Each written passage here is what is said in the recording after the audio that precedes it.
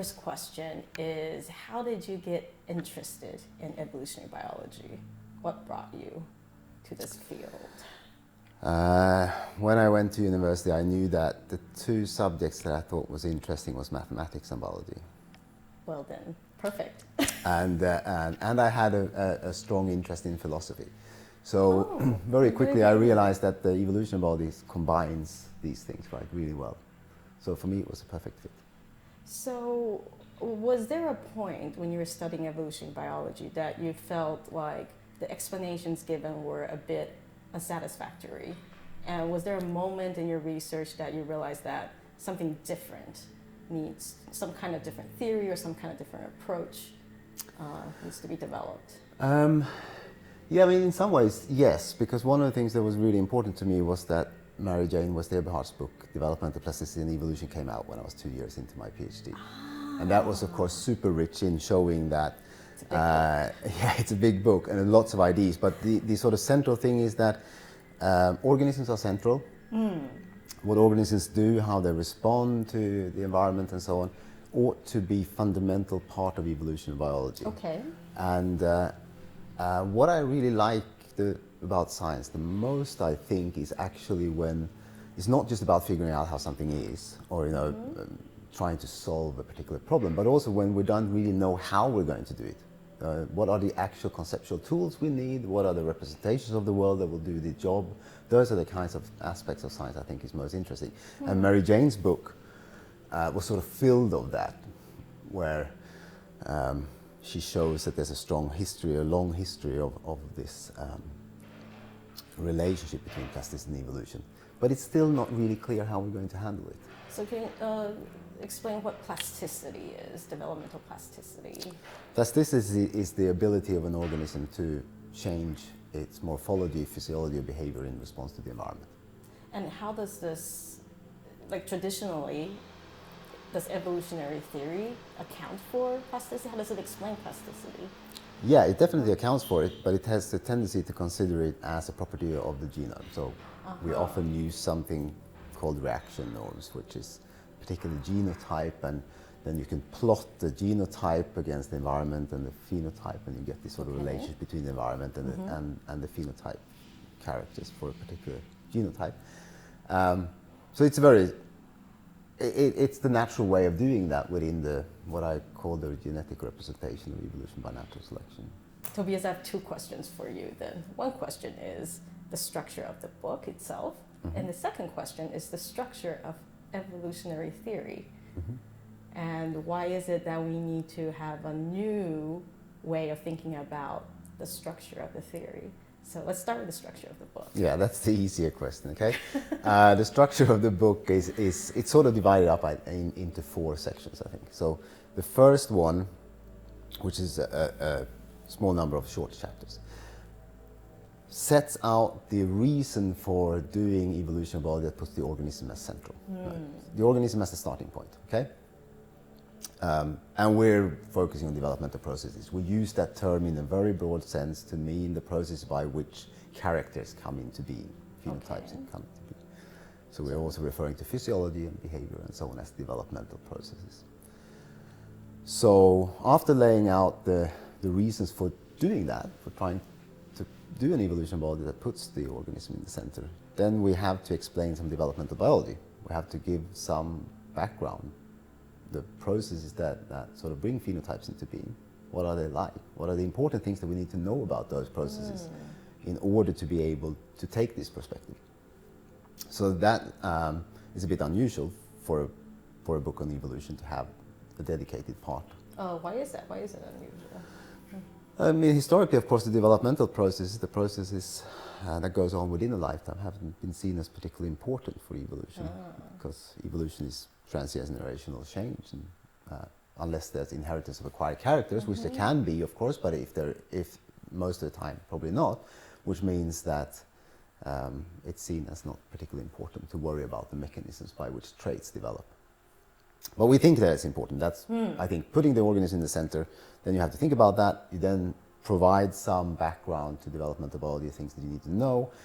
And then the third part of the book, which I guess in a sense is the perhaps the meaty part of the book, is the going through the 3 principles of evolution by natural selection. We need to generate new variation, new characters have to come into being. When we do that, we're zooming in on the developmental processes themselves, because the genetic changes and how development responds to that is what brings new characters into being. Okay, mediate. So then we need to zoom into development, because that is what generates variation. And then what we do is that we're zooming out to the population and saying, okay, what determines whether these variants are successful or not? Well, it depends on how they're interacting with each other and with their environment. That's, that generates natural selection. And then we're asking questions such as, what is the role of the organism itself in generating selection, the way that organisms choose where to live and who to interact with, and so on. And then if we're going to get evolutionary change, characters need to be heritable.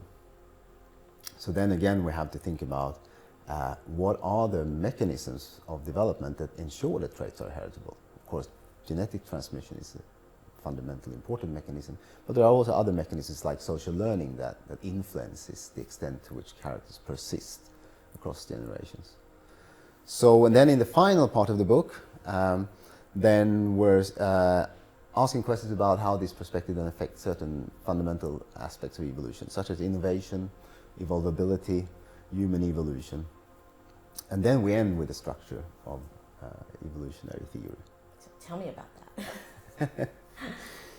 One thing that to me is important here to recognize is that there isn't a single structure of evolutionary biology. It is not really the case, in my opinion, that there is going to be a single unified theory that just sort of solves everything. So I think that of the world as being extraordinarily complicated.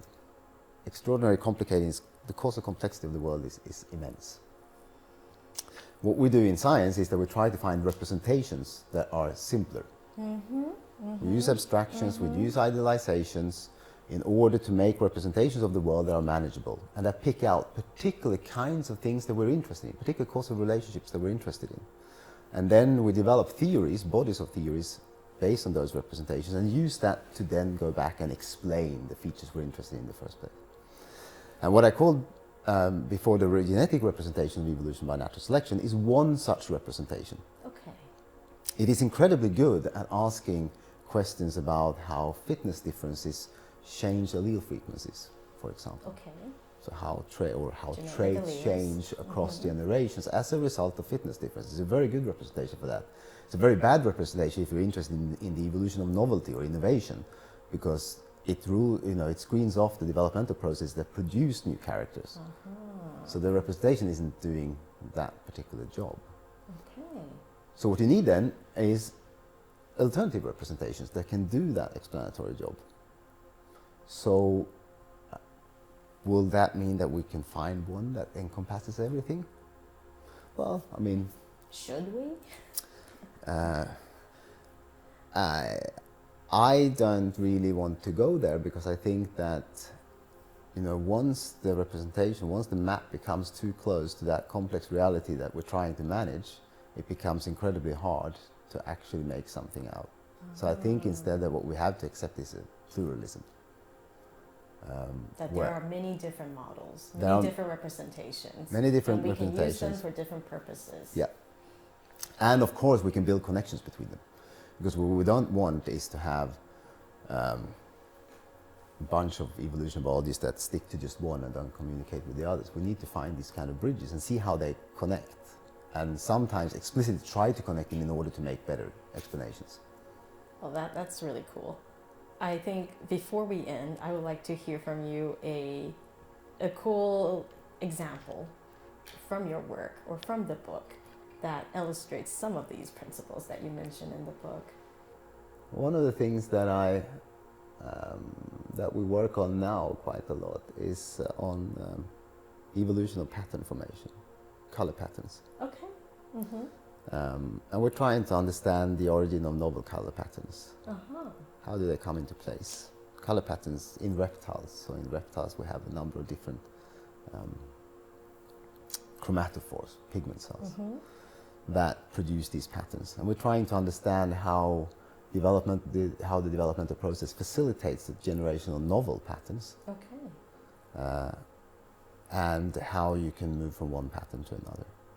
And we're doing that because we want to know why some of the lineages of the lizards that we study are so incredibly good at generating lots of diversity, and others don't really do anything at all. They sort of stick to one of those things. And that's where we have to study development to try to understand where that capacity to generate variation comes from. I can take another example because this touches on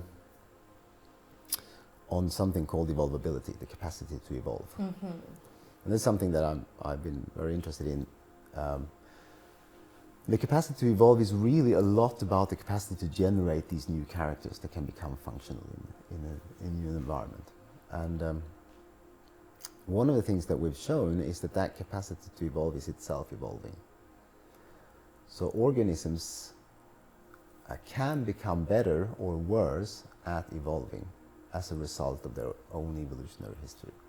Wow. And that, I think, opens up a lot of interesting questions about why some lineages are generating lots of diversity, other lineages are generating very little diversity, why some organisms adapt very fast to novel environments, whereas others go extinct, and so on. And developmental processes is the key to understand. Developmental process is the key because that is what generates all that variation that's required for evolution.